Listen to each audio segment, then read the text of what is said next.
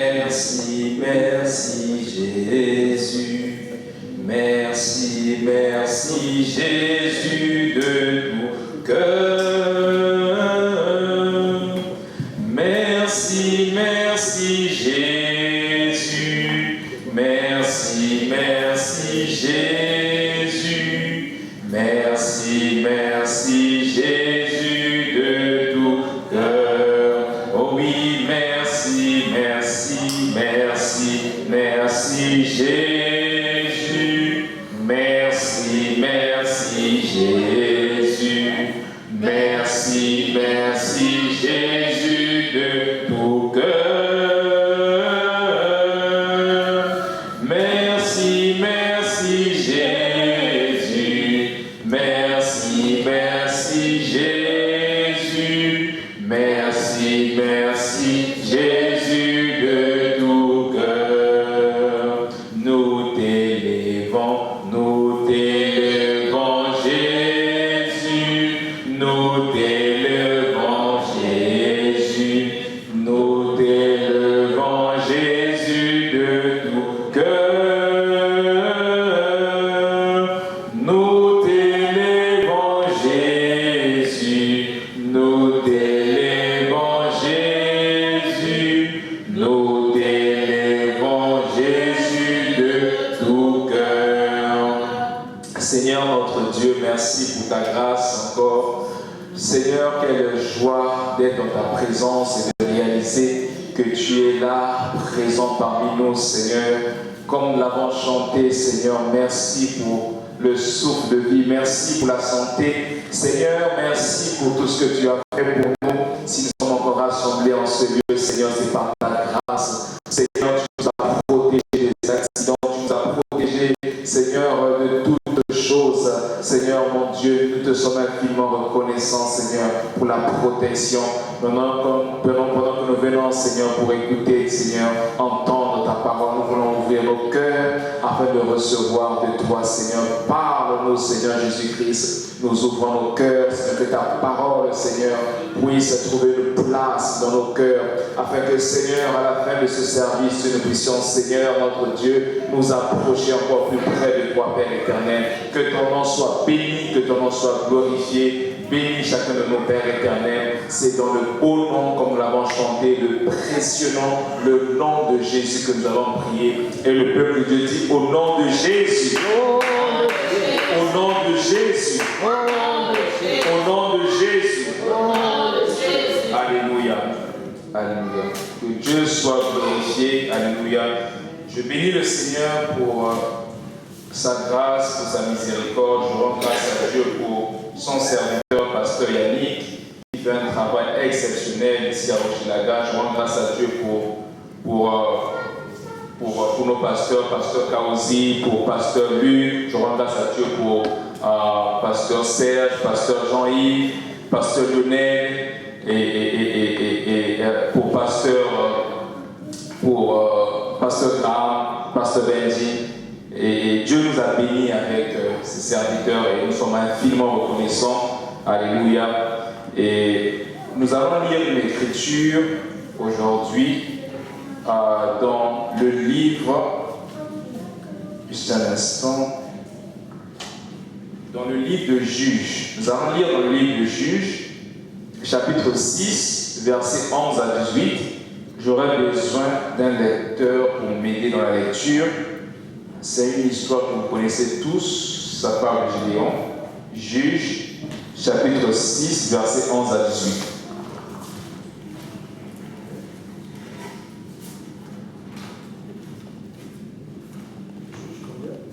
Juges, chapitre 6, versets 11 à 18. Juges, chapitre 6, versets 11 à 18. Puis vint l'ange de l'Éternel, et il s'assit sous le térébinthe d'Ophra, qui appartenait à Joas de la famille d'Abiezer. Gédéon, son fils, battait du froment au pressoir pour le mettre à l'abri de Madian. L'ange de l'Éternel lui apparut et lui dit : « L'Éternel est avec toi, vaillant héros. Gédéon lui dit, ah, mon Seigneur, si l'Éternel est avec nous, pourquoi toutes ces choses nous sont-elles arrivées? Et où sont tous ces prodiges que nos pères nous racontent quand ils disent, l'Éternel ne nous a-t-il pas fait monter hors d'Égypte? Maintenant l'Éternel nous abandonne et nous livre entre les mains de Madian. L'Éternel se tourna vers lui et dit, va avec cette force que tu as et délivre Israël de la main de Madian. N'est-ce pas moi qui t'envoie? Gédéon lui dit, ah, mon Seigneur, avec quoi délivrerai-je Israël? Voici ma famille est la plus pauvre en Manassé, et je suis le plus petit dans la maison de mon père. L'Éternel lui dit, mais je serai avec toi, et tu battras Madian comme un seul homme. Gédéon lui dit, si j'ai trouvé grâce à tes yeux, donne-moi un signe pour montrer que c'est toi qui me parles. Ne te donne point d'ici jusqu'à ce que je revienne auprès de toi, que j'apporte mon offrande et que je la dépose devant toi. Et l'Éternel dit, je resterai jusqu'à ce que tu reviennes. Amen.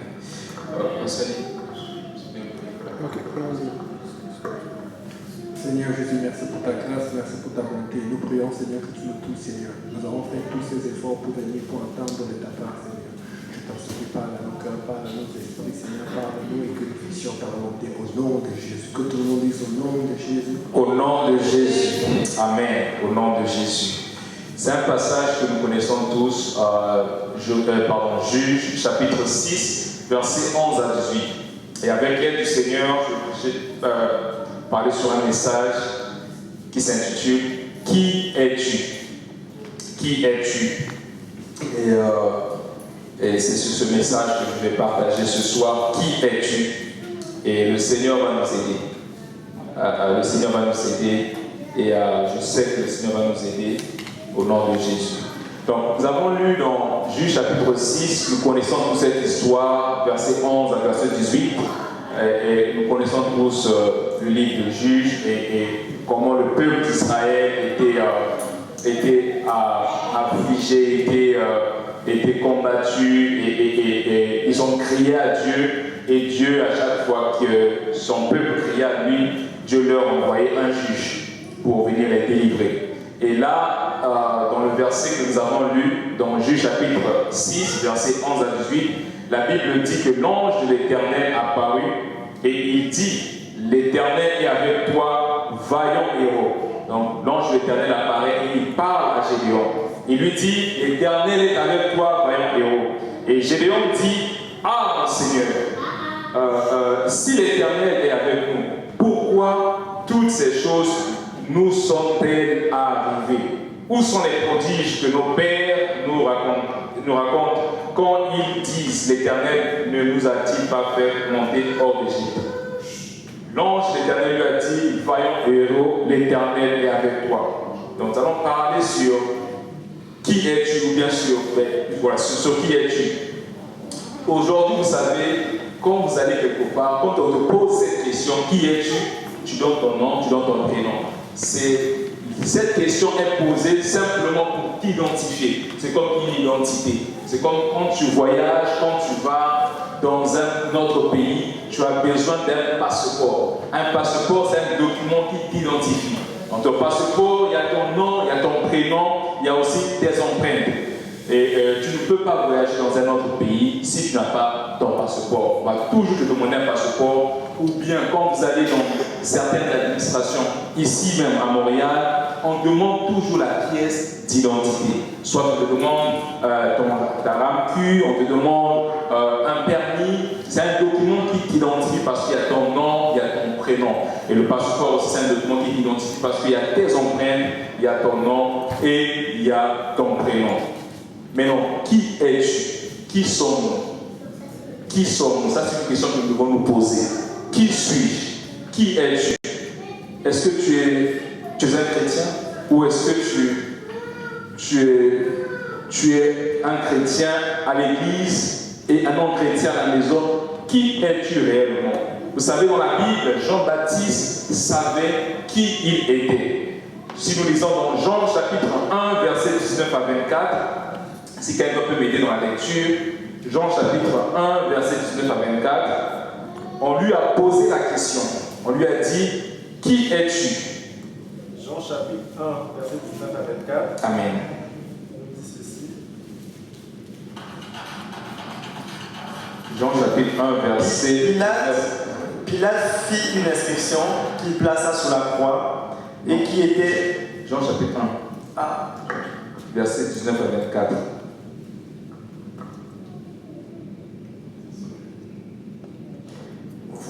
voici le témoignage de Jean lorsque les Juifs envoyèrent de Jérusalem des sacrificateurs et des Lévites pour lui demander: Toi, qui tu es? Qui es-tu?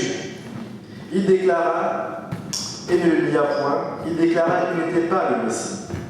Et ils lui demandèrent: Quoi donc? Es-tu Élie? Et il dit: Je ne le suis point. Es-tu le prophète? Et il répondit: Non. Ils lui dirent alors: Qui es-tu? Afin que nous donnions une réponse à ceux qui nous ont envoyés. Et qui dis-tu de toi-même?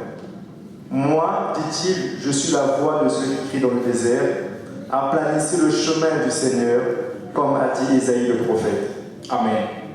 Vous savez, là, Jean, on lui pose la question, on lui dit, qui es-tu? Et Jean dit, on lui dit, est-ce que tu es Élie? Est-ce que tu es le prophète? Est-ce que tu es ceci? Est-ce que tu es cela? Jean connaissait son identité. Il savait exactement qui il était. Et Jean dit, moi je suis la voix de celui qui crie dans le désert. Aplanissez le chemin du Seigneur, comme a dit Isaïe le prophète. Jean connaissait qui il était, il connaissait sa mission, il connaissait son identité. Est-ce que tu connais ton identité spirituelle? Est-ce que tu connais ton identité? Est-ce que tu sais qui es-tu réellement en Jésus-Christ? Est-ce que tu sais qui es-tu réellement? Vous savez, comme je l'ai dit, tu ne peux pas voyager dans un autre pays sans avoir une identité, sans avoir un passeport. C'est ça qui t'identifie. Bon, à moins qu'il y ait des pays où tu peux voyager avec un billet qui porte le nom d'une autre personne. Ça, on le voit souvent en Afrique. Mais dans des pays comme ici, c'est impossible. Il faut que ton nom soit marqué dessus. C'est ton nom, ton prénom qui t'identifie. Nous devons, en tant que chrétiens, savoir qui nous sommes. Quand on nous pose cette question, qui es-tu? Qui es-tu réellement? Est-ce que tu ressembles aux gens du monde? Qui es-tu réellement? Jean-Baptiste connaissait qui il était. Et nous, en tant que chrétiens, nous devons savoir ce que nous sommes. Nous sommes des chrétiens qui vivent dans la sanctification. Nous allons lire une autre écriture dans Actes chapitre 11, verset 26. La Bible dit dans Actes chapitre 11, verset 26. Actes 11, verset 26. Actes 11, verset 6. Et l'ayant trouvé, il l'emmena à Antioche. Pendant toute une année, ils se réunirent aux assemblées de l'Église et ils enseignèrent beaucoup de personnes. Ce fut à Antioche que pour la première fois, les disciples furent appelés chrétiens. Amen. Ce fut à Antioche que pour la première fois, les disciples furent appelés chrétiens, qui signifie semblable à Christ. Ils devaient marcher comme Jésus-Christ, parler comme Jésus-Christ. Ils devaient être chrétiens. Et c'est ça, en fait, notre identité. Nous devons être des chrétiens, pas des chrétiens qui sont chrétiens à l'église, mais qui sont non chrétiens à l'extérieur. Vous savez, il y a aussi le témoignage qui est là. Quel est ton témoignage?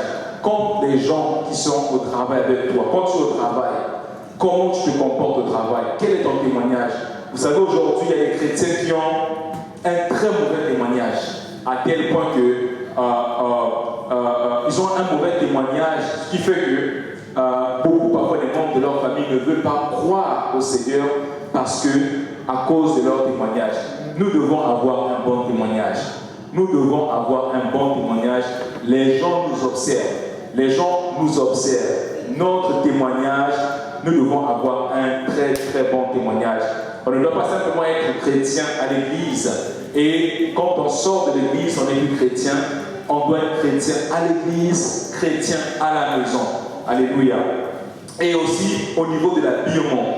C'est très important parce que aujourd'hui, nous vivons dans une société où les gens vont dire Dieu ne regarde pas l'extérieur, mais Dieu regarde seulement le cœur. Ça, Dieu regarde le cœur, c'est vrai, mais ce qui est dans ton cœur va toujours sortir. Les choix que tu fais, par exemple, les habits que tu vas mettre, la voiture que tu vas acheter, tous ces choix-là, ça vient du cœur. Donc, si l'extérieur n'est pas bon, cela veut dire que l'intérieur déjà, c'est pas bon. Donc, tout ce qui est à l'intérieur, ça sort toujours à l'extérieur. C'est pour cela que les gens vont se cacher en disant que Dieu regarde jusqu'au cœur, il ne regarde pas l'habillement, je peux m'habiller comme je veux, je peux m'habiller comme je veux, je peux aller à l'église. Dieu ne se soucie pas de ça. Dieu voit mon cœur, je suis sincère avec Dieu, je le sers, alléluia, je marche avec Dieu, mais mon habillement, Dieu ne le regarde pas. C'est faux. Dieu regarde aussi l'habillement de la personne. Vous savez, aujourd'hui, on a des chrétiens qui s'habillent d'une manière, il met des habits un peu comme des chrétiens Superman. Il va aller acheter un habit qui va le serrer. Et pour un but, pour montrer peut-être ses muscles, et il y a des gens qui vont s'habiller avec intention, et des gens qui vont s'habiller d'une manière et d'une autre, et ils vont dire que Dieu ne regarde pas l'habillement. C'est faux. Dieu regarde l'habillement. Ce qui est dans ton cœur, ça va toujours sortir. Un chrétien doit savoir comment s'habiller. C'est très important. Nous ne pouvons pas négliger l'habillement. Quand on est chrétien, on doit avoir un bon témoignage, on doit savoir comment s'habiller. Pourquoi? Parce que le monde nous regarde, les gens du monde nous regardent. Vous savez, il y avait un frère qui m'a donné un témoignage, c'était en Inde. Il avait un ami qui avait des amis qui allaient à l'église, c'était des filles, elles allaient dimanche à l'église, elles étaient mal habillées, elles partaient à l'église. Et là, c'est un musulman qui dit, donc vous les chrétiens, vous habillez comme ça pour aller à l'église. Et ça l'avait vraiment choqué. Vous voyez, ça c'est pas un chrétien qui l'a dit, mais c'est un musulman. Et je regardais comment vous les chrétiens vous habillez. Vous habillez comme ça pour aller à l'église. Donc l'habillement, ça compte aussi. On ne peut pas exclure l'habillement. Parce que quand tu vois une personne qui s'habille d'une certaine manière, tu sais exactement ce qui se trouve dans son cœur. Tu sais exactement. Parce que ce qui est dans le cœur, ça va toujours sortir. Donc je veux dire que si l'extérieur montre ce qui est dans le cœur. Amen. Et un chrétien doit aussi avoir un bon comportement. Un bon comportement. Nous devons savoir comment nous comporter. Quand nous sommes au travail, quand nous sommes à l'école, peu importe là où nous nous trouvons, nous devons avoir un bon comportement. Un chrétien contrôle sa bouche. Un chrétien ne dit pas des gros mots. Un chrétien ne ment pas. Un chrétien n'injurie pas. Un chrétien respecte. Un chrétien ne parle pas comme le monde. Vous savez, on doit nous identifier. On doit nous identifier. Il ne faut pas que, quand tu es dans le groupe des personnes qui vont parler, se moquer, ils vont parler des choses pour se moquer des autres personnes. Tu es là, tu participes à cela. On doit t'identifier. Un chrétien ne veut pas passer son temps à parler du mal des gens ou passer son temps à avoir un mauvais langage. Un chrétien ne doit pas faire cela. Nous devons veiller sur nos paroles. Pourquoi? Les gens nous regardent. Parce que quand tu vas à l'église et que tu n'as pas un bon témoignage, les gens t'observent. Parce que les gens vont dire, par exemple, mais toi aussi tu es chrétien, comment tu parles comme ça? Toi aussi tu es chrétien, comment tu t'habilles comme ça? Toi aussi tu es chrétien, tu te comportes comme ça. Ce que nous vivons, notre vie, nos actions, ça compte aussi parce que les gens nous observent. Parfois, tu vas te retrouver dans une famille où tout le monde n'est pas chrétien, personne ne croit en Dieu. Mais toi, tu vas à l'église, tu persévères. Et les gens de la famille te font la guerre, ils ne veulent pas plus aller à l'église. Mais puisque tu persévères, eux, qu'est-ce qu'ils vont regarder? C'est ta vie. La manière que tu vis, la manière que tu parles, la manière que tu t'habilles, la manière que tu te comportes. C'est ça qui va leur marquer. C'est ça qui va leur toucher. Ils vont se dire, je ne sais pas si vous avez déjà eu des amis qui vous ont dit au travail ou à l'école, il y a quelque chose de différent sur toi. Tu ne parles pas comme les autres. Tu n'agis pas comme les autres. Tu respectes. Tu es différent des autres. Je ne sais pas si vous avez déjà eu des gens qui vous disent, de la famille qui vous ont dit, il y a quelque chose de spécial sur toi. Pourquoi? Parce qu'ils ont vu vos actions. Parce que la manière que vous vous comportez est totalement différente de la manière que les gens du monde se comportent. C'est pour cela que c'est très important. D'avoir un bon témoignage, c'est très important. D'avoir un bon comportement, c'est très important. D'avoir un bon langage. Amen. La Bible dit, aujourd'hui, au fait, l'ennemi veut nous convaincre, veut nous dire que nous allons lire dans Psaume chapitre 138, Psaume chapitre 138, verset 13 à verset 16. Nous allons voir ce que la Bible dit. C'est David qui parle, qui dit, Psaume chapitre 138, verset 13 à verset 16. Je vais le lire. La Bible dit, c'est toi qui as formé mes reins, qui m'as tissé dans le sein de ma mère. Je te loue de ce que je suis une créature si merveilleuse. Tes œuvres sont admirables et mon âme le reconnaît bien. Mon corps n'était point caché devant toi lorsque j'ai été fait dans un lieu secret, tissé dans les profondeurs de la terre. Vous savez, aujourd'hui le diable va venir dire aux chrétiens, pourquoi tu t'habilles comme ça, pourquoi tu te comportes comme ça, tu es un jeune, fais comme les autres, habille-toi comme les autres, parle comme les autres, tu t'habilles comme ça tout le temps, tu t'habilles modestement, tu vieillis dans cet habillement, habille-toi comme les autres jeunes. Ça c'est un mensonge. Vous savez, le diable dans le jardin d'Éden, quand il est venu, qu'est-ce qu'il a dit à la femme? Il lui a dit que, oh, Dieu sait que si vous mangez le fruit, vos yeux vont s'ouvrir, vous allez être comme des dieux. Et c'est la même technique que le diable utilise. Tu connais ton identité, mais le diable vient te dire que, oh, tu sais, tu vieillis dans ton habillement, fais comme les autres, essaie de te comporter un peu comme ça pour être accepté dans la société. Mais nous, en tant que chrétiens, nous devons garder notre identité.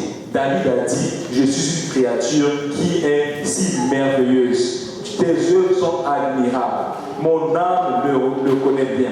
Le diable va venir souffler sur l'oreille de certaines personnes, certains chrétiens, pour leur dire, oh, enlève tes soucis, enlève tout, maquille-toi, regarde comme ça, fais comme le monde, tu es vieille, fais comme les autres du monde, agis comme les femmes du monde, agis comme telle star, fais comme telle star. Ça, c'est un mensonge.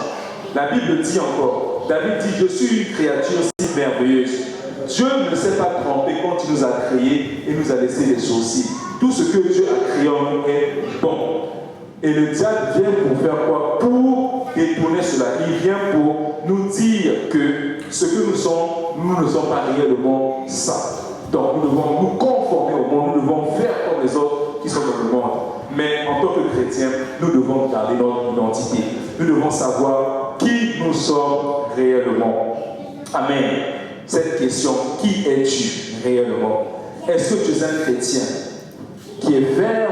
Est-ce que tu es un chrétien qui sert Dieu juste le dimanche à l'église? Est-ce que tu es un chrétien qui prie seulement les dimanches? Est-ce que tu es un chrétien qui adore Dieu seulement le dimanche et le reste de la semaine tu fais autre chose? Est-ce que tu es un chrétien qui vit la parole de Dieu même au travail? Est-ce que tu es un chrétien qui vit la parole de Dieu même à l'école? Est-ce que tu es un chrétien qui marche selon la volonté de Dieu? Qui es-tu réellement? Aujourd'hui, nous avons des chrétiens, des gens qui se disent chrétiens, mais qui vivent dans l'hypocrisie. C'est comme les pharisiens. Les pharisiens, c'était quoi leur problème? C'était des personnes qui voulaient attirer l'attention des hommes. Ils s'habillaient, ils faisaient des choses pour attirer l'attention des hommes. Mais au-dedans d'eux, ils avaient une autre vie. C'est des chrétiens à double vie. À l'église, il va venir écouter la parole de Dieu. Alléluia, amen. Mais dès qu'il rentre chez lui, c'est devenu une autre personne. C'est devenu une autre identité que cette identité qu'on a connue à l'église. C'est une double vie, c'est un acteur, c'est comme un pharisien. Et c'est ce que les pharisiens faisaient. Ils avaient l'extérieur qui semblait être bon, mais à l'intérieur d'eux, ils avaient une autre vie. C'est ça même le rôle, c'est ça le titre, un acteur. Un acteur, c'est celui qui a comme une double vie. Et il y a aussi des chrétiens qui veulent simplement porter le nom, qui vont dire « je m'appelle chrétien ». Je ne sais pas si vous avez déjà entendu parler des gens qui vont dire « je suis croyant mais non pratiquant ». Je suis croyant mais non pratiquant. Il y a beaucoup de gens qui vont dire ça, ils vont dire je suis croyant, je crois en Jésus, mais je ne pratique pas. Je veux simplement porter le nom de chrétien, mais vivre la parole de Dieu, aller à l'église, s'impliquer dans la prière, partager l'évangile. Non, ça je ne veux pas. Donnez-moi simplement le titre, donnez-moi simplement le nom de chrétien, mais la vie qui va avec, je ne veux pas. Ça, c'est des chrétiens qui veulent juste porter le nom. Il y a aussi des chrétiens charnels, des chrétiens qui vivent selon la chair, mais qui ne vivent pas selon l'esprit. Nous devons connaître réellement qui nous sommes en Jésus. Nous devons connaître réellement qui nous sommes. C'est le temps que nous puissions nous examiner.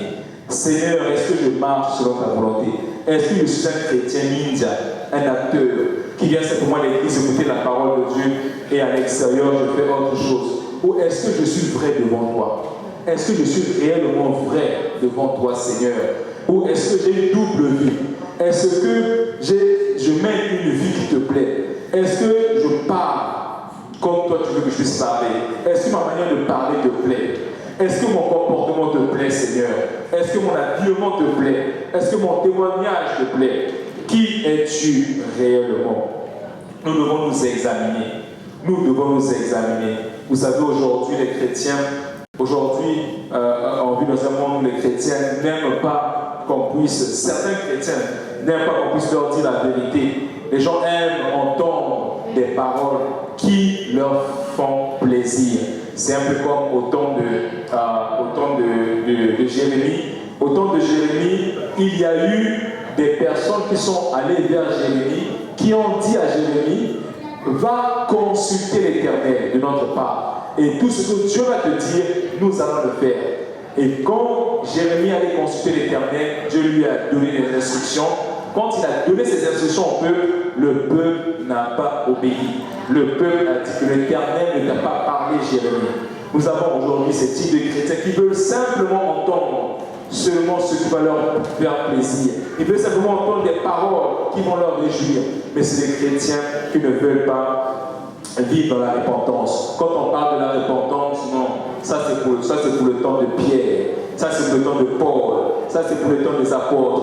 Nous, on est dans la bénédiction. Dieu bénit, mais Dieu veut aussi que nous puissions marcher dans la repentance. Qui es-tu réellement? Examinons-nous. Nous devons nous examiner.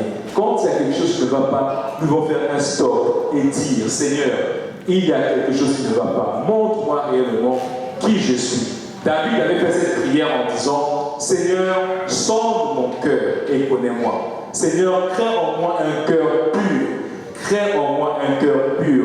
Renouvelle ma pensée. Et c'est ça qui doit être notre prière. Nous devons nous examiner chaque jour. Nous devons nous examiner chaque jour. Dans Actes chapitre 19, Actes chapitre 19, versets 13 à 16, je vais paraphraser Actes 19, versets 13 à 16, ça parle des 7 enfants de Séva qui sont allés chasser un démon, une personne qui était possédée d'un esprit impur. Quand ils sont allés là-bas, ils ont dit, nous te chassons par Jésus que Paul prêche. Mais qu'est-ce que cet homme a dit? Ou bien qu'est-ce que ce démon a dit en cet homme?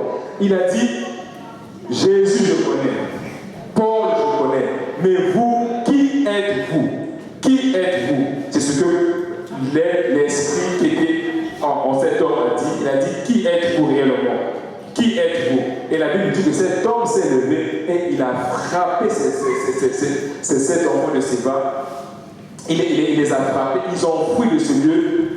Et c'est ça. La Bible dit que cette personne, quand il s'est levé, il a dit, Jésus je connais, Paul je connais, mais vous, qui êtes-vous? Vous savez, il y a des gens aujourd'hui qui vont prendre le nom de Jésus, comme j'ai dit tantôt, Seigneur, donne-nous simplement ton nom, mais je ne veux pas vivre comme Jésus. Je veux simplement le nom de Jésus. Il va utiliser le nom de Jésus pour chasser un démon.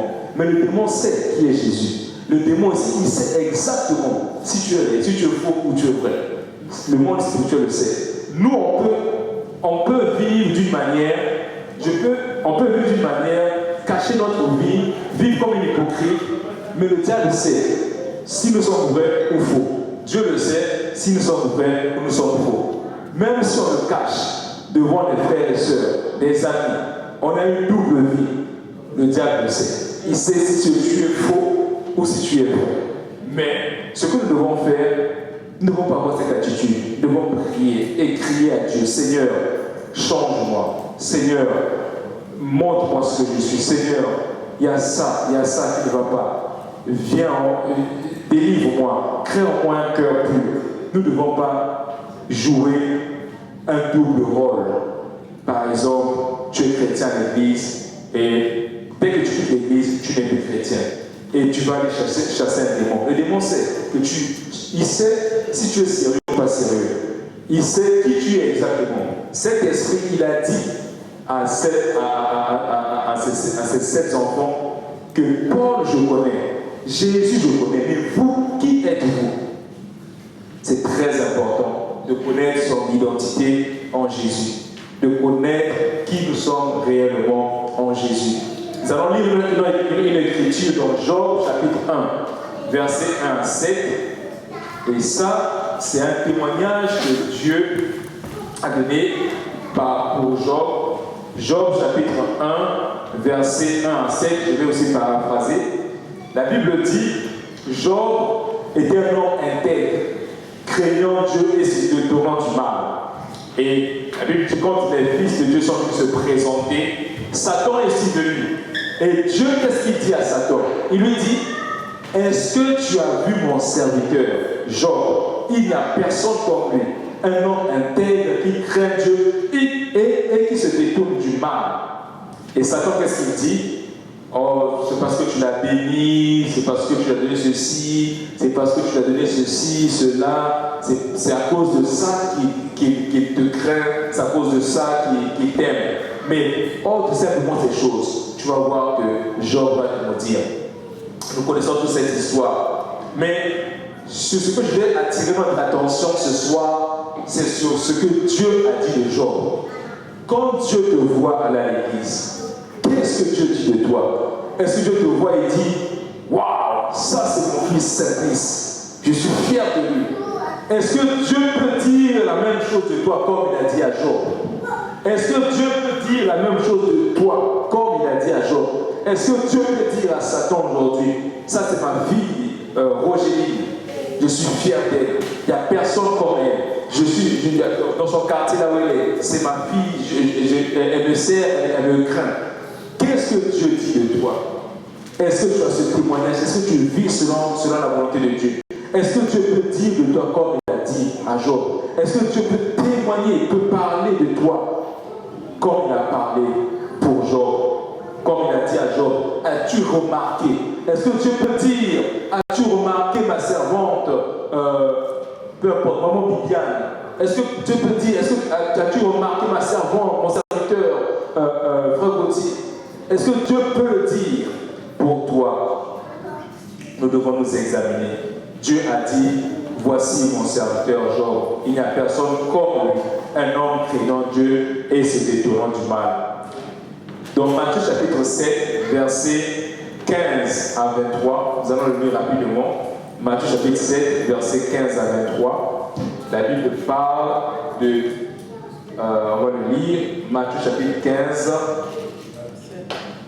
Matthieu chapitre 7, versets 15 à 23. La Bible dit, gardez-vous des faux prophètes.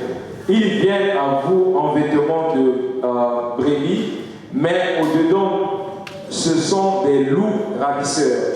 Vous les reconnaîtrez à leurs fruits. Cueille-t-on des raisins sur des épines ou des figues sur des chardons? Tout bon arbre porte de bons fruits, mais le mauvais arbre porte de mauvais fruits. Un bon arbre ne peut porter de mauvais fruits, ni un mauvais arbre porter de bons fruits. Tout arbre qui ne porte pas de bons fruits est coupé et jeté au feu. C'est donc à leurs fruits que vous les reconnaîtrez. Verset 21. Ceux qui me disent, Seigneur, Seigneur, n'entreront pas tous dans le royaume des cieux, mais celui-là, celui qui fait la volonté de mon Père qui est dans les cieux. Plusieurs me diront en ce jour-là, Seigneur, Seigneur, n'avons-nous pas prophétisé par ton nom? N'avons-nous pas chassé les démons par ton nom? Et n'avons-nous pas fait beaucoup de miracles par ton nom? Alors je leur dirai ouvertement, je ne vous ai jamais connu. Retirez-vous de moi, vous qui commettez l'iniquité. Amen. Ça, c'est quelque chose que nous ne voulons pas entendre. Le Seigneur te dit, je ne t'ai jamais connu. Je ne te connais pas. Qui es-tu? Éloigne-toi de moi. Nous ne voulons pas. Quand vous lisez ça attentivement, vous remarquez que la Bible dit, ces personnes sont venues dire, Seigneur, n'avons-nous pas prophétisé?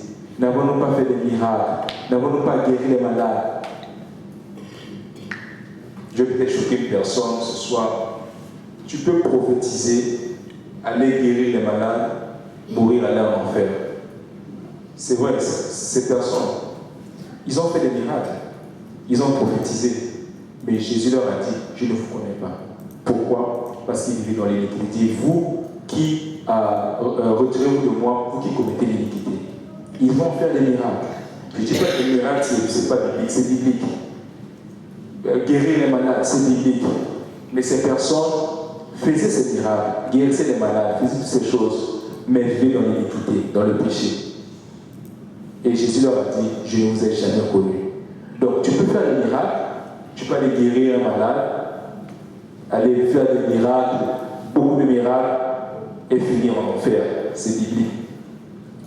Mais tu ne peux pas vivre dans la sanctification et aller en enfer. La Bible dit que sans la sanctification, nul ne... Amen. Donc, la clé ici, c'est quoi? C'est de vivre dans la sanctification. Le Seigneur, comme on disait la liste, le Seigneur n'a pas dit que... ils n'ont pas dit, Seigneur, n'avons-nous pas... ils ont dit, n'avons-nous pas prophétisé en ton nom? N'avons-nous pas chassé les démons? Mais comme vous regardez sur la liste, ils n'ont pas dit, n'avons-nous pas vécu dans la sanctification? Non. Donc, tu peux faire des miracles, guérir les malades et finir en enfer. Mais tu ne peux pas vivre dans la sanctification, marcher dans la sanctification, vivre dans la repentance chaque jour et finir en enfer. Non. Parce que la Bible dit que sans la sanctification, nul ne verra le Seigneur. C'est pour cela que nous devons nous sanctifier. Nous sommes appelés un peuple à part. Qui sommes-nous? Nous sommes un peuple à part. Nous sommes un peuple élu par Dieu. Nous ne devons pas vivre comme le monde. Nous ne devons pas parler comme le monde. Nous ne devons pas nous comporter comme le monde. Nous sommes un peuple à part. Nous devons le réaliser. C'est très important. Nous ne nous habillons pas comme le monde. Nous ne parlons pas comme le monde. Nous n'agissons pas comme le monde. Mais nous sommes un peuple qui est à part. C'est très important. Est-ce que tu es ce chrétien à l'église qui sert, qui est engagé, mais quand tu es seul, est-ce que tu es ce même chrétien devant ton ordinateur? Est-ce que tu es ce même chrétien devant ton téléphone? Est-ce que tu es ce même chrétien quand tu es seul, tout seul, quand il n'y a pas le pasteur, quand il n'y a pas un frère, quand il n'y a pas une sœur? Ce chrétien qui était bouillant, qui priait, qui courait à l'église. Est-ce que tu es le même chrétien à la maison? Est-ce que tu es le même chrétien quand tu es avec tes amis? Vous savez, cette semaine, non, la semaine passée, je devais acheter un ordinateur chez mon collègue de travail, c'est mon responsable. Il m'a écrit, il m'a dit, ok, tu viens prendre l'ordinateur, comme ça on va prendre une bière. Moi je lui ai dit, je ne prends pas la bière, je ne bois pas. Après il m'a dit, oh, pourquoi? Je lui ai dit, je suis chrétien. Après il écrit, il dit, oh, mais les chrétiens aussi boivent la bière. Je dis, non, pas les frères. Pourquoi? Parce qu'aujourd'hui, il y a des gens qui vont dire, oh, toi, je suis chrétien, je peux aussi prendre la bière, ça passe, la bière. Non. Je dis non. Il m'a dit, les chrétiens aussi prennent la bière. Il dit non, pas les vrais. Ceux qui savent, les vrais ne prennent pas la bière. Amen. Son collègue maintenant me dit, oh, donc toi, tu ne prends pas la bière. J'ai dit non, je ne prends pas la bière. Ah, tu vas à l'église. Vous voyez, une personne qui ne connaît pas Dieu, qui dit que si tu ne prends pas la bière, c'est que tu vas à l'église. Bon, toi tu vas à l'église, servir Dieu, après tu vas commencer à prendre la bière, tu dis non, c'est correct. Une personne qui ne croit pas en Dieu, qui dit oh, toi tu ne prends pas la bière, c'est que tu vas à l'église. Vous voyez un peu, on vit dans une société où il y a tellement de laisser aller. Oh non, nous sommes tous des chrétiens. Bon, il y a des gens qui vont dire, oh, toi tu penses que, parfois quand vous allez évangéliser, oh non, toi tu penses juste, toi qui es chrétien, nous sommes des chrétiens, on peut aussi faire ceci, on peut aussi faire un peu comme le monde, boire un peu, c'est rien, une petite cigarette là, une petite boisson, ça fait du bien pour le corps. Non, c'est faux. Nous devons être soit authentiques, soit on est authentique, soit on est faux. Ou soit les gens vont jouer double rôle comme des acteurs. Mais est-ce que nous sommes vraiment ces chrétiens qui sont, quand nous voit l'église, on nous voit en feu? Est-ce que nous avons cette même vigueur, cette même force que nous avons à l'église, à la maison? Quand tu es chez toi, est-ce que tu es le même chrétien qui était dimanche à l'église? Est-ce que tu mènes la même vie devant tes amis, à ton école, dans ton lieu de travail? Est-ce qu'il y a cette différence? Qui es-tu réellement dans ton lieu de travail? Qui es-tu réellement quand tu es seul devant ton ordinateur? Qui es-tu réellement quand tu es seul devant ton téléphone? Qui es-tu réellement quand tu vas sur Facebook? Qui es-tu réellement? Parce qu'il y a des gens qui vont aller sur Facebook, ils vont aller regarder beaucoup de choses, des conversations. Tu dis, mais attends, c'est un chrétien ou c'est... Qui es-tu réellement quand tu montes ton écran de téléphone? Qui es-tu réellement? Vous savez, vous connaissez tous l'histoire de Daniel. Daniel, quand il était en captivité, dans Daniel chapitre 1, verset 8 à 10, la Bible dit que Daniel avait résolu dans son cœur de ne pas se suer avec les mains du roi. Il avait résolu dans son cœur. Daniel, dans un pays étranger à Babylone, Daniel, Shadrach, Meshach et Abednego, ces jeunes gens dans un pays étranger à Babylone, qu'est-ce qu'ils ont fait? Ils ont gardé leur identité. Daniel n'a pas dit, écoutez les gars, bon, les parents ne sont pas là, les sacrificateurs ne sont pas là, bon. Et en plus, on a admis dans la maison du roi. Bon, écoute, on peut faire ce qu'on veut, hein. Bon, tu comprends, on est des hommes, on est des humains. Ah, c'est pas ça, va passer, ça passe. Non. Daniel, la Bible dit, il a résolu dans son cœur de ne pas se suer. Le même Daniel qui était à Jérusalem, c'était le même Daniel qui était qui était à Babylone. Il n'a pas changé ou shifté pour dire que bon, ici nous sommes à Babylone, Seigneur, tu comprends, il y a tellement des idoles, bon, c'est pas grave, bon, parce qu'il y a tellement des idoles, personne ne t'adore ici, bon, moi aussi je veux faire comme les autres. Quand ils sautent avec un pied, moi aussi je suis comme un pied. Non, Daniel ne l'a pas fait, mais Daniel a tenu ferme. Joseph était un autre exemple. Joseph dans un pays étranger, ou en Égypte. Joseph, quand il se trouve en Égypte, il a tenu ferme, Joseph. Joseph savait qui il était exactement. Devant la femme de Potiphar, quand la femme de Potiphar lui a dit, Joseph, couche avec moi. Il a dit non. Non, je ne veux pas pécher contre Dieu. Non. Il était loin de ses parents, de son père. Personne ne le surveillait. Au milieu des étrangers, dans une ville étrangère, dans un pays étranger. Pas le pasteur, pas le sacrificateur, papa, maman, personne n'est là. Devant cette femme de Potiphar, elle a dit non, je garde mon identité. Le même Joseph que j'étais là, c'est le même que je serai ici en Égypte. Et Dieu a élevé Joseph. Dieu a élevé Daniel. Comme vous lisez, Dieu a élevé Daniel. Dieu a élevé Joseph. Shadrach, Meshach et Abednego, quand tout le monde se sont prosternés devant la statue que Nebuchadnezzar avait élevée. Ils se sont prosternés, ils ont adoré la statue. Et les gens se sont dit au roi, mais il y a 3 juifs qui ne se sont pas prosternés. Mais Shadrach, Meshach et Abednego n'ont pas dit, écoutez les gars, là il y a 10 000 personnes qui se prosternent. Bon, on est des 3, on fait comme les autres, c'est pas grave. Dieu comprend. Dieu va nous pardonner, Dieu va nous pardonner. On se prosterne simplement. C'est juste pour quelques secondes qu'on se prosterne. Non. Ils ont dit, nous n'allons pas le faire. Nous n'allons pas le faire. Shadrach, Meshach, Abednego entouraient les personnes qui croyaient d'autres dieux. Mais ils ont tenu ferme parce qu'ils connaissaient qui ils étaient. Ils savaient en qui ils avaient cru. Ils connaissaient leur identité. Ils ont dit non, même devant le roi. Et Dieu s'est glorifié. Dieu ne les a pas oubliés. Dieu ne les a pas abandonnés. Même quand on les a jetés dans la fournaise, les personnes qui les ont jetés dans la fournaise sont morts, la Bible dit. Mais Nebuchadnezzar, quand il regarde dans la fournaise, il voit une quatrième personne. Et c'était ce que Dieu avait fait avec ces trois hommes. Pourquoi? Parce qu'ils ont gardé leur identité. Ils n'ont pas compromis leur identité. Ils n'ont pas compromis ce qu'ils étaient, même en étant dans une terre étrangère, même en étant entourés de personnes qui ne croyaient pas en Dieu. Vous savez, quand tu réalises qui tu es exactement, ta manière de parler va changer. Quand tu réalises qui tu es exactement en Jésus, ta manière de t'habiller va changer. Il y a un prédicateur qui avait raconté, donné un témoignage, ça s'est passé aux États-Unis, pendant qu'il y avait des esclaves, au temps de l'esclavage aux États-Unis.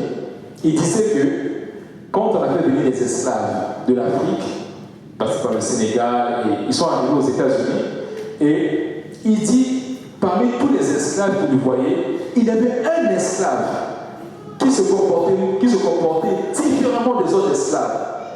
Il appelle la personne qui avait la responsabilité de ces esclaves. Il leur dit, mais tous ces esclaves se comportent comme ceci, mangent comme ça, mais j'ai remarqué que tel esclave, il est différent. Qu'est-ce qui fait qu'il soit différent? Et cette personne lui dit, c'est parce que dans son pays, c'est un enfant d'un roi. Dans ce pays, dans son village, c'est l'enfant d'un roi. C'est pour ça qu'il se comporte comme cela. Cet esclave, malgré qu'il était transporté aux États-Unis, il n'avait pas oublié son identité. Il savait d'où il venait. Il savait qui il était. Et cette personne a dit à ce monsieur, il dit, cet esclave qui se comporte comme ça, c'est parce que dans son pays, dans son village, son père était roi dans son village. C'est pour ça qu'il se comporte comme ça. Nous devons réaliser qui nous sommes réellement. Quand nous réalisons ce que nous sommes en Jésus, notre manière de parler va changer. Tu vas te dire parfois, je ne parle pas comme ça. Je refuse de parler comme le monde. Je refuse de m'habiller comme les gens du monde. Je me refuse de me comporter comme les gens du monde. Quand tu réalises qui tu es réellement Jésus, tes désirs changent. Tes priorités changent. Ton comportement change. Tes habitudes changent. Parce que tu sais qui es-tu réellement en Jésus-Christ. Et c'est ce qui est très important. La Bible dit, dans Romains chapitre 12, verset 1 à 3, je finis par là, la Bible dit, offrez vos corps comme un sacrifice saint, agréable à Dieu. Nous devons offrir nos corps, pas simplement nos cœurs, mais nos corps. Dieu est intéressé par nos corps. Quand nous réalisons qui nous sommes réellement en Jésus, quand je réalise qui je suis en Jésus, quand tu réalises réellement qui tu es en Jésus, beaucoup de choses vont changer. Il y a des choses que parfois toi-même tu vas dire, je ne le fais pas. Pourquoi? Parce que je suis chrétien, je ne bois pas. Je suis un chrétien, je vais vivre dans la sanctification. Je ne veux pas parler comme les gens du monde, je ne veux pas m'habiller comme ça, je ne veux pas aller dans les boîtes de nuit. Non, ça c'est un endroit, je ne vais pas. Je suis un chrétien, je connais qui je suis, je connais mon identité. Et c'est très important de connaître son identité, de connaître qui tu es en Jésus-Christ. Nous allons nous lever. Pour ceux qui suivent ou si quelqu'un ici, parfois je te dis, mais c'est vrai, j'ai entendu cela, qu'on doit vraiment réaliser, connaître qui nous sommes en Jésus, mais moi je ne connais pas, je suis un peu étranger à tout ce qui a été dit, je ne le connais pas, mais comment je dois faire pour m'identifier à lui? Comment je dois faire pour m'identifier à Jésus-Christ? Et c'est très simple, la Bible dit, pour s'identifier à Jésus-Christ, c'est par la repentance. La repentance dans Actes chapitre 2, verset 38, la repentance, je te reprends, la repentance est le baptême d'eau au nom de Jésus et Dieu te remplit du Saint-Esprit avec l'évidence du parler en langue. C'est comme ça que tu vas t'identifier à Jésus-Christ. La Bible dit dans Galates chapitre 3, verset 23, si je ne me trompe pas, que nous tous qui avons été baptisés en Christ, nous avons revêtu Christ. Nous nous identifions à Jésus-Christ par la repentance, le baptême d'eau au nom de Jésus et le baptême du Saint-Esprit. Donc si tu es là ou si tu es en direct, tu me suis, tu te dis mais je veux vraiment connaître mon identité. Je veux aussi, je veux connaître, réaliser, je veux aussi m'identifier comme ce qui a été dit. Je veux m'identifier à Christ. Je veux être aussi chrétien. Être chrétien, ce n'est pas faire la prière du pécheur comme les gens disent aujourd'hui. Répète après moi, Seigneur Jésus, viens dans mon cœur. Non. La Bible dit que ça te prend la repentance, ça te prend le baptême au nom de Jésus-Christ. Quand tu te baptises au nom de Jésus-Christ, tu te baptises, ça veut que tes péchés soient lavés et Dieu te remplit du Saint-Esprit. Nous allons prier le Seigneur. Si tu nous suis en ligne, tu es là, Dieu te fait cet appel. Tu peux t'identifier à moi. Tu peux t'identifier en te repentant de tes péchés et en étant baptisé au nom de Jésus. Et Dieu va te remplir du Saint-Esprit. Le baptême n'a jamais été retardé, n'a jamais été reporté plus tôt. Mais dans la Bible nous montre que les baptêmes, il y a eu des gens qui se sont fait baptiser à minuit. Il y a d'autres, quand ils ont réalisé, la Bible dit même en Actes 2, verset 38, quand les gens ont réalisé, verset 37, ils étaient touchés, ils ont dit, qu'est-ce que nous devons faire? Et Pierre leur a donné l'instruction. Qu'est-ce qu'ils devaient faire pour s'identifier, pour entrer dans cette alliance, pour s'identifier à Christ. Seigneur Jésus-Christ, nous te prions encore ce soir dans le nom de Jésus. Merci pour ta parole. Comme nous l'avons lu, nous l'avons, Seigneur, entendu, Seigneur. Nous voulons nous identifier à toi, Seigneur. Nous voulons, Seigneur, être des chrétiens qui marchent selon ta volonté. Nous ne voulons pas être des faux chrétiens. Nous ne voulons pas être faux. Nous ne voulons pas être hypocrites. Nous ne voulons pas, Seigneur Jésus-Christ, avoir une double vie. Mais nous voulons être réels. Nous voulons être vrais devant toi, Seigneur.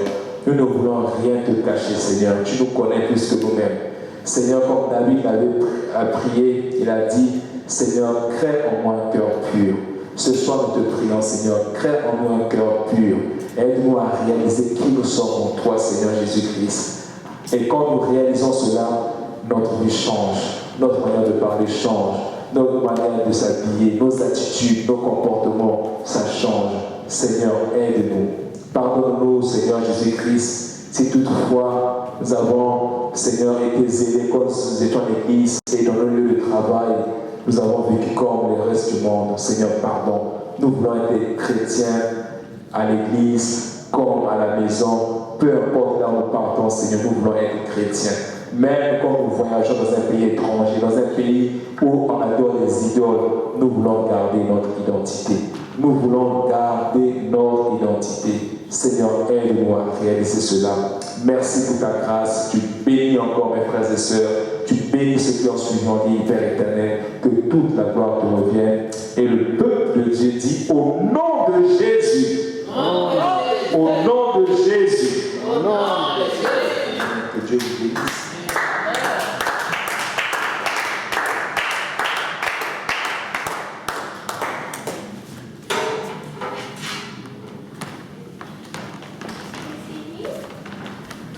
Alléluia. Merci beaucoup, frère Moyen, pour ce message. Direct et vrai. Amen. Quelqu'un dit uniforme. Si jamais tu sors et que tu vois une voiture de police qui s'arrête et que de la voiture de police sort un homme ou une dame avec un habit de docteur ou d'infirmier, tu vas trouver ça bizarre. Amen. Parce que la voiture de police doit aller avec l'uniforme de police. Amen. Si tu vois un pompier avec son uniforme de pompier qui sort d'une jeep militaire vert, ça va faire bizarre. Parce qu'il doit aller avec les camions de pompiers soit rouges, soit jaunes. Parce que dans le monde, ils ont compris cela. Mais ça a l'air que le monde n'a pas encore compris cela à l'église. Amen. Amen. C'est très important.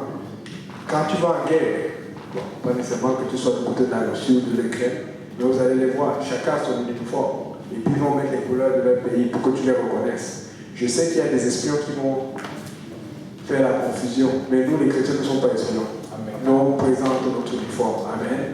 Je sais qu'il y a des gens qui vont se cacher, qui vont se dire non, nous on présente parce que Dieu c'est un Dieu droit, il n'est pas lâche comme le diable. La Bible clarifie le diable qui est lâche. Et on n'a pas besoin de lire la Bible pour savoir que le diable est lâche. Amen.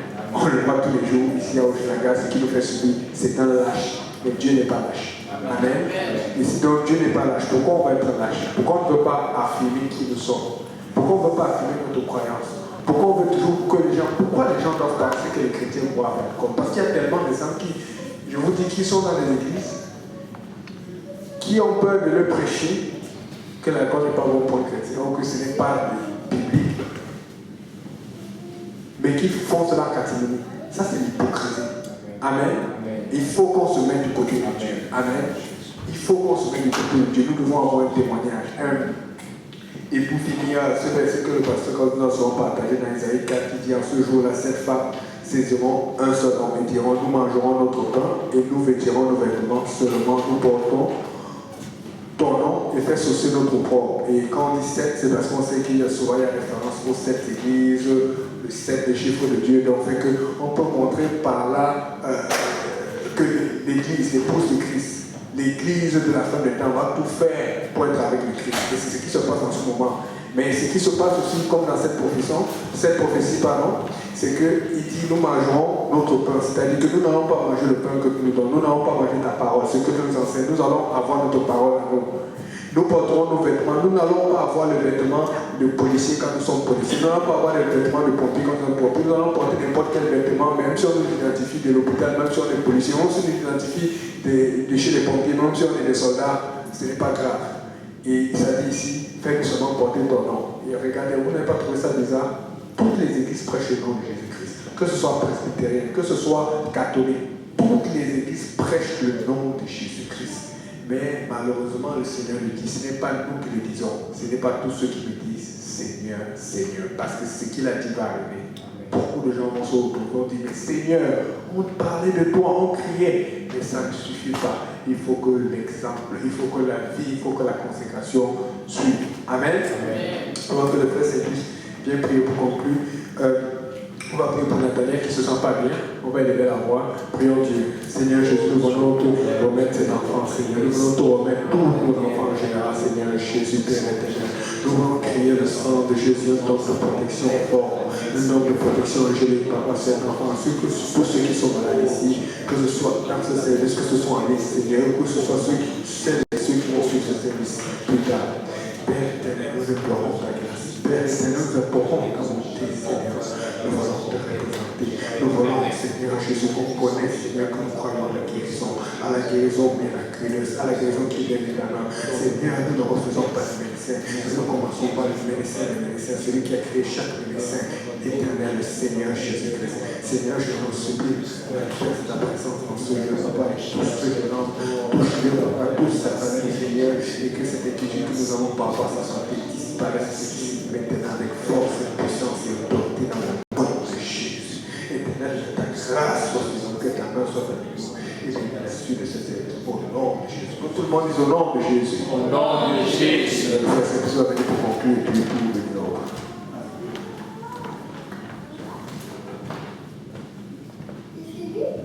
Amen. Amen. Dans cette même position, n'est-ce pas, nous allons remettre, n'est-ce pas, la suite dans les mains du Seigneur.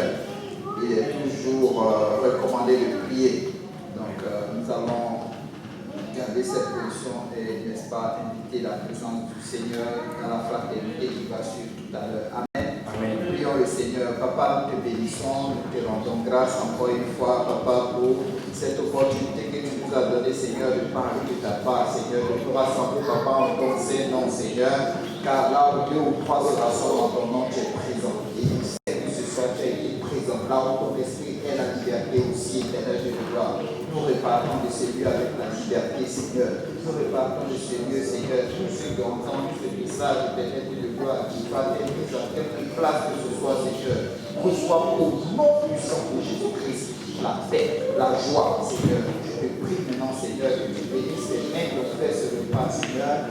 Et tous ceux aussi qui ne prendront pas ce repas, Seigneur, nous puissions le prendre avec action de grâce et simplicité de cœur. Bénis notre tour, Seigneur, éternel de Dieu, et que la prochaine fois, nous puissions encore nous retrouver en ce lieu pour glorifier ton Saint-Nom, et que toute la gloire te revienne. Que le peuple de Dieu dise au nom de Jésus. Au nom de Jésus. Au nom de Jésus. Au nom de Jésus.